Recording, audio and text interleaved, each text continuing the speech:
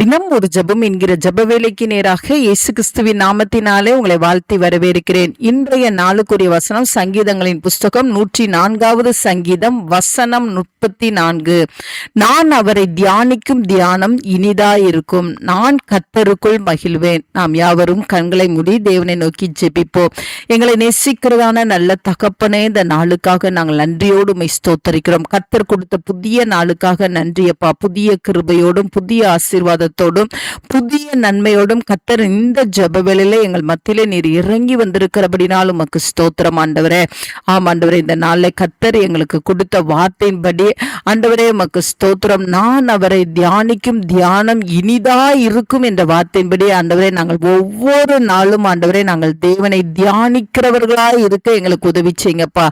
ஏதோ பிறந்தோம் வாழ்ந்தோம் என்று இருக்காதபடிக்கு சுவாமி, கர்த்தருடைய அன்பை ருசித்து பார்க்க, தேவனுடைய வார்த்தையின் வல்லமையை நாங்கள் ருசித்து பார்க்க ஆண்டவரே கர்த்தாவே, உம்முடைய வார்த்தையை நாங்கள் தியானிக்க ஆண்டவரே என்னோடு கூட சேர்ந்து ஜெபிக்கிற எங்கள் ஒவ்வொருவருக்கும் கர்த்தர் அருளி செய்யுங்க சுவாமி.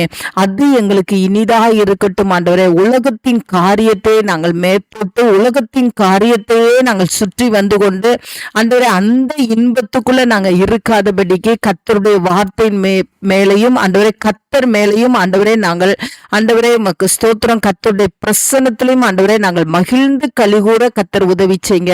உம்முடைய வார்த்தையை தியானிக்கிறவர்களாய், உம்மை தியானிக்கிறவர்களாய், உம்முடைய வல்லமையை தியானிக்கிறவர்களாய், உம்முடைய அதிசயங்களை தியானிக்கிறவர்களாய், உம்முடைய அற்புதங்களை தியானிக்கிறவர்களாய் நாங்கள் கர்த்தருக்குள் மகிழ்கிறவர்களாய் காணப்பட உதவி செய்யுங்கப்பா. அவிசுவாசத்தோடும் கவலையோடும் துக்கத்தோடும் அமர்ந்து கொண்டு இருக்காதபடிக்கு ஆண்டவரே அப்பா உமக்கு ஸ்தோத்திரம் ஆண்டவரே. கர்த்தர் ஆண்டவரே கர்த்தருடைய வார்த்தையை தியானித்து நாங்கள் மகிழ்ந்து அதனாலே ஆண்டவரே தேவ சமூகத்திலிருந்து இன்னும் அற்புதங்களையும் ஆசீர்வாதங்களையும் பெற்றுக்கொள்ள உதவி செய்யுங்க. அந்த நல்ல கிருபையை ஊற்றுகிறபடினால் நன்றி. ஆவியிலே நாங்கள் எழுப்புதல் அடைவோம். அதற்காய் ஸ்தோத்திரம். இயேசுவின் மூலம் ஜெபிக்கிறேன் நல்ல பிதாவே, ஆமேன்.